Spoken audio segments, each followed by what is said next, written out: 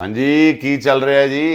ਉਹ ਯਾਰ ਭਤੀਜੇ ਤੇਰੇ ਦਾ ਵਿਆਹ ਵਾ हाँ ਤੇ ਮੈਂ ਕਹਿਣ ਡਿਆ ਵਾ ਵੀ ਗੱਜ ਵੱਜ ਕੇ ਕਰਨਾ हाँ ਤੇ ਅੱਛਾ ਪ੍ਰੋਗਰਾਮ ਵੀ ਕਰਨਾ हाँ ਕੋਈ ਸਿੰਗਰ ਸੁੰਗਰ ਬੁਲਾਵਾਂਗੇ ਆਪਾਂ हाँ हाँ ਤੇਲ ਮਹਿੰਦੀ ਦਾ ਪ੍ਰੋਗਰਾਮ ਹੈ ਬਰਾਤ ਦਾ ਵੀ ਕੋਈ 100 ਬੰਦੇ ਦਾ ਇੰਤਜ਼ਾਮ ਆਤਾ अच्छा अच्छा ਤੇ ਮੈਂ ਯਾਰਾਂ ਸੱਜਣਾ ਨੂੰ ਕਿਹਾ ਵਾ ਵੀ ਕੋਈ ਗੱਡੀਆਂ ਛੱਡੀਆਂ ਵੀ ਲੈ ਆਣੀਆਂ हाँ हाँ हाँ ਤੇ ਵਲੀਮਾ ਵੀ ਆਪਾਂ ਮਤਲਬ ਅੱਛਾ ਕਰਨਾ ਹੈ हाँ हाँ ਕੋਈ 12 14 ਖਾਣੇ ਪਕਾਵਾਂਗੇ ਅੱਲਾ ਦੀ ਰਹਿਮਤ ਦੇ ਨਾਲ ਇਹ ਕਿਹੜਾ ਰੋਜ਼ ਕਰਨਾ नहीं नहीं नहीं नहीं नक रहना चाहिए ਲਓ ਇਹ देखो ना ਵਗਾ जी दुरमट साहब इन्हां दे मुंडे दी तनख्वाह हैगी है 35000 रुपया ਹਾਂ ठीक है ना जी ਜੀ ਜੀ ते 70 ਉਹਦੇ ਕੋ ਮੋਟਰਸਾਈਕਲ ਹੈ ਹਾਂਜੀ ਇਹ ਹੈ ਕਿ ਇੱਕ ਵਾਰੀ ਜ਼ੋਰ ਪੂਰਾ ਲਾਉਣਾ ਚਾਹੀਦਾ ਹੈ ਇਹ ਹੈ ਕਿ ਬਰਾਤ ਜਿਹੜੀ ਜਾਣੀ ਹੈ ਜੀ ਉਹ ਵੱਡੀ ਗੱਡੀ ਫੋਰਚੂਨਰ ਜਾਂ ਪਰਾਡੋ ਪ੍ਰੂਡੋ ਦਾ ਕਰਾਉਂਗੇ ਆਹੋ ਤੇ ਮੈਂ ਬੰਦੋਬਸਤ ਕੀਤਾ ਹੋਇਆ ਪਰਾਡੋ ਦਾ ਹਾਂ, ਤੇ ਹੋਰ? ਬਸ ਠੀਕ ਹੈ ਹਾਂ। ਬਰਾਤ ਪਰਾਡੋ ਤੇ ਜਾ ਰਹੀ ਹੈ ਜੀ ਅਗਲੇ ਦਿਨ ਮੁੰਡਾ ਫਿਰ ਟੁੱਟੀ 70 ਤੇ ਫਿਰ ਉਹਨੇ ਹਿਸਾਬ ਲਾਉਣਾ ਹੈ ਕਿ ਹੁਣ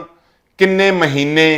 ਕਿੰਨੇ ਸਾਲ ਇਹ ਨੱਕ ਰੱਖਣ ਵਾਸਤੇ ਜੋ ਕੁਝ ਲਾਇਆ ਹੈ ਉਹ ਲਾਉਣ ਤੇ ਲੱਗਣੇ ਆ ਜਿਲੇ ਦੂਏ ਤੀਏ ਦਿਨ ਘਰ 'ਚ ਗੱਲਾਂ ਸ਼ੁਰੂ ਹੋ ਜਾਣੀਆਂ ਨੇ ਕਿ ਫਲਾਣੇ ਦੇ ਪੈਸੇ ਦੇਣੇ ਫਲਾਣੇ ਦੇ ਪੈਸੇ ਦੇਣੇ ਫਲਾਣੇ ਦਾ ਕਰਜ਼ਾ ਚੜ ਗਿਆ ਉਹ ਨਵੀਂ ਨੂੰਹ ਦੇ ਅੱਗੇ ਜੀ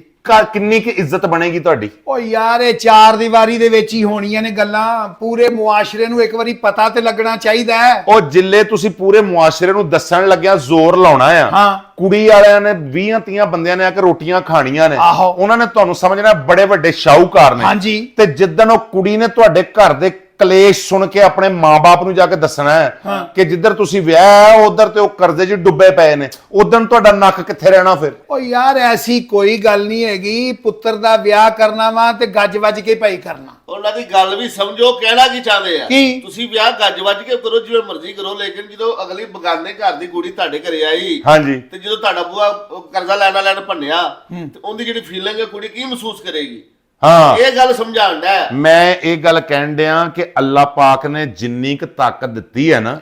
ਉਹਦੇ ਮੁਤਾਬਕ ਕਰਨਾ ਚਾਹੀਦਾ ਹੈ ਸਿਆਣੇ ਕਹਿੰਦੇ ਜੇ ਕਿਸੇ ਦਾ ਮੂੰਹ ਲਾਲ ਹੋਵੇ ਨਾ ਤੇ ਆਪਣਾ ਚਪੇੜਾ ਮਾਰ ਨਹੀਂ ਕਰ ਲਈਦਾ ਹੁੰਦਾ ਹਾਂਜੀ ਇਹ ਹੈ ਕਿ ਤੁਸੀਂ ਜਿੰਨੇ ਕੁ ਤੁਹਾਡੇ ਕੋਲ ਪੈਸੇ ਆ ਹਾਂ ਉਹਨੇ ਕੁ ਪੈਸਿਆਂ ਨਾਲ ਤਾਰਕ ਸਾਹਿਬ ਬੱਚੇ ਦਾ ਵਿਆਹ ਕਰੋ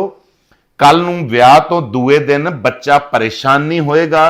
ਉਹ ਕਰਜ਼ੇ ਲਾਉਣ ਦੇ ਪਿੱਛੇ ਨਹੀਂ ਲੱਗਾ ਰਹੇਗਾ ਜਿੱਲੇ ਘਰ ਦੇ ਵਿੱਚ ਕਰਜ਼ੇ ਲਾਉਣ ਤੇ ਤੁਸੀਂ ਤੁਰਨਾ ਆ ਫਿਰ ਬਿੱਲ ਵੀ ਲੇਟ ਹੋਣੇ ਆ ਫਿਰ ਰਾਸ਼ਨ ਦੇ ਮਸਲੇ ਵੀ ਬਣਨੇ ਆ ਇਸ ਵਜ੍ਹਾ ਨਾਲ ਘਰ 'ਚ ਲੜਾਈ ਪੈਣੀ ਹੈ ਸਿਆਣੇ ਬਿਆਣੇ ਬੰਦੇ ਆ ਕਹਿੰਦੇ ਆ ਕਿ ਬੰਦੇ ਨੂੰ ਆਪ ਨੂੰ ਅਕਲ ਨਾ ਹੋਵੇ ਤੇ ਕੰਧ ਕੋਲੋਂ ਵੀ ਮਸ਼ਵਰਾ ਲੈ ਲੈਣਾ ਚਾਹੀਦਾ ਅਸ ਤਾਂ ਦੋ ਬੰਦੇ ਬੈਠੇ ਮੇਰੀ ਗੱਲ ਸੁਣੋ ਜੇ ਆਪਾਂ ਪਰਾਡੋ ਤੇ ਨਾ ਬਰਾਤ ਲਗਾਏ ਆਪਾਂ ਛੋਟੀ ਗੱਡੀ ਤੇ ਲੈ ਗਏ ਤੇ ਕੁੜੀ ਵਾਲਿਆਂ ਨੇ ਕੀ ਕਹਿਣਾ ਕਿ ਭਾਈ ਅਸੀਂ ਕੁੜੀ ਨਹੀਂ ਤੋਰਨੀ ਤੇ ਅਸੀਂ ਆਪਣਾ ਬੱਚਾ ਤੇ ਆਪਣਾ ਪੂਰਾ ਖਾਨਦਾਨ ਅਗਲੇ 1 ਸਾਲ ਵਾਸਤੇ ਕਿਉਂ ਅਜ਼ਾਬ 'ਚ ਪਾਈਏ